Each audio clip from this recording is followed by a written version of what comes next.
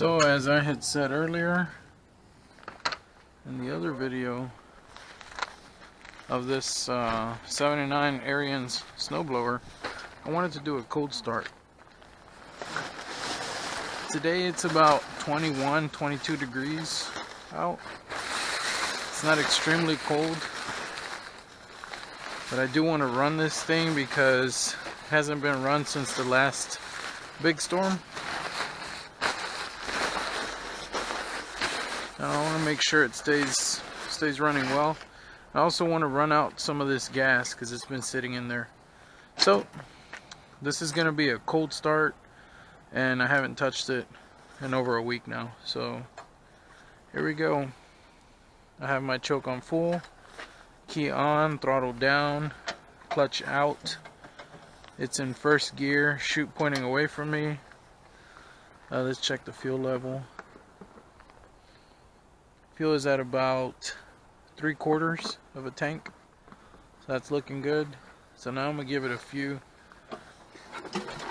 spins just to get it a little loose. Okay, that should do it. Here we go.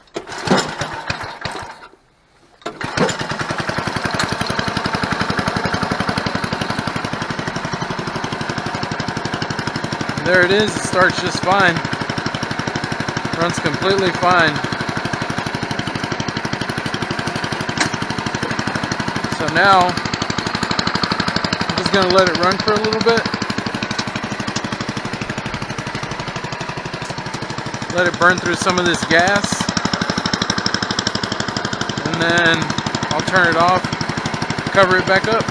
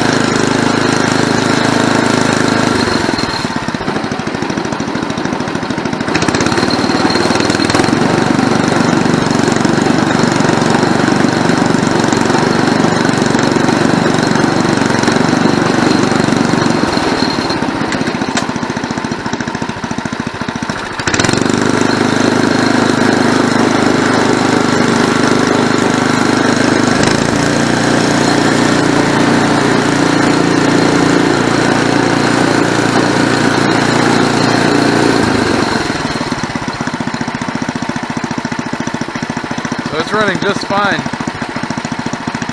We'll leave it at that for now. Alright, so the snowblower has been running for about 30 minutes now.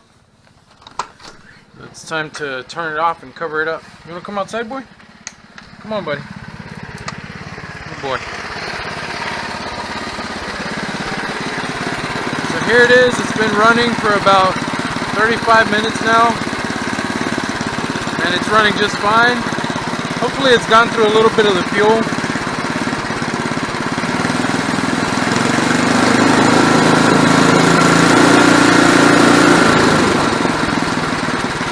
Alright, so I'm going to go through a shutdown procedure now. What do I do to turn it off? First thing is turn the key. So now that the key is turned off, move our choke to full, and if you can see some of this liquid that's wet right here, that's WD-40. I sprayed it on there after the last storm to make sure that it wouldn't freeze, because there was some melted snow on top of this, and it will eventually turn to water and freeze this, and you won't be able to spin it. Now the easiest way to free that up is you take a flathead screwdriver, put it right at the edge of that disc that has the arrow, and just give it a little tap, and it'll break that seal of ice, and then you'll be able to operate your choke. But I recommend leaving it in the full position. And now our fuel is down. Accelerator is all the way to slow. Our our ignition is off. We don't have a fuel petcock on this one. And let's see how much fuel we went through. We went through any at all. Yeah, we actually did go through some. So it's still near the 3/4, but it is lower than it was before. Alright, so now to cover this thing up, what do we do next? Make sure the chute is pointing forward, and the end of the chute, since you can aim it, point it all the way down. This way it doesn't create any sharp points that can cut through the cover. And this cover, I got it on Amazon. I'll put a link in the description below for this cover, because it's been a very good cover to have. A lot of them are not marked, and they're not as thick as this. I know I can't really interpret how thick this material is through this video, but take my word for it, it's very tough stuff. Mostly when it's against this handle here, like this, and the wind is blowing hard, it hasn't torn through it at all. So, of course, they did a very smart thing, which is label it. So it says the front in 3 different languages.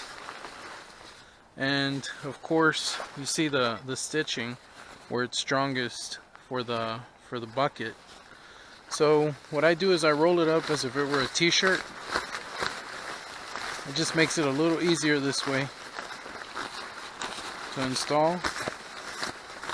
Once I get to about where the stitching is for the handles, I run it into the handles, and then I pull the rest of it over like this and get in front of it, align the stitching for the bucket. You can see it right there, right here. Just pretty much center it, and then pull the edges, there we go, over the skids. And now you see where your handles are, and you pull the slack under the tire,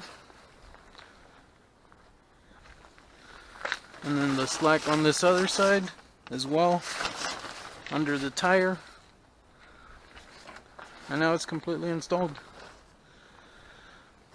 And this thing, see right here where it pushes up against it, it has not torn it. It hasn't shown any signs of starting to tear anywhere, and the stitching is very durable. I don't see any fraying or coming apart anywhere. Mostly right here where the chute is, this is 2-ply, so it has 2 plies of the material right here, for in case your chute were pointing up and it is pushing against it. The wind isn't going to tear it, but I still face it down just to not really damage this fabric. But there we go. I hope you've enjoyed this video. Please like and subscribe. Also comment, and see you on the next one. Thanks for watching. So the fun isn't over yet. We have one more cold start to do, and that's going to be on the generator. We have this Coleman PowerMate Pulse 1750. It runs at I believe it's a continuous 1400.